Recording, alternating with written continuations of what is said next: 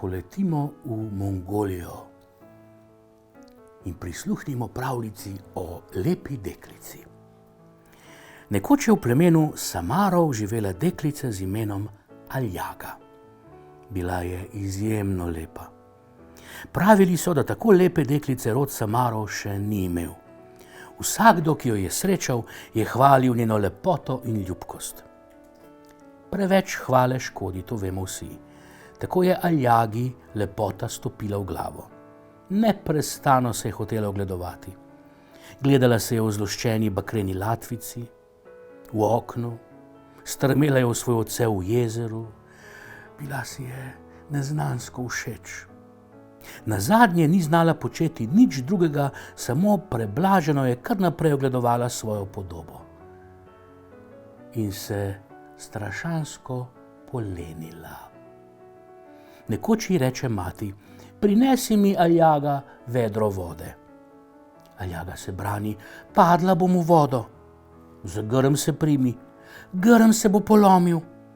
"Močnejši grm poišči." "Roke si bom opraskala." "Nadeni si rokavice." "Rokavice se bodo strgale." Zraven pa se Aljaga ves čas ogleduje v latvici. "O, kako lepa sem, blagor meni, ker sem tako lepa." "Pa si zašij rokavice," nadaljuje mati, "šivanka se bo zlomila." "Pa vzemi močnejšo." "V prst se bom zbodla." "Natakni si naprsnik iz močne kože." "Naprstnik mi bo počil," jo zavrne Aljaga in se ne zgane. Tedaj reče sosedova deklica: "Dajte meni vedro, vam jaz prinesem vode."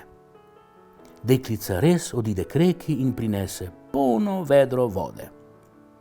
Mati je medtem zamesila testo in naredila ponvičnike. Ko Aljaga vidi ponvičnike, zavpije materi: "Daj mi enega, mati." "Vroč je, v roko se boš spekla." "Si bom pa nadela rokavice." "Rokavice so mokre." "Na soncu se bodo posušile." "Skrčile se bodo."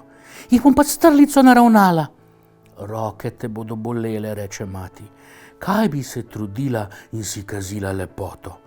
Ponvičnik bom dala raje deklici, ki ji ni žal rok."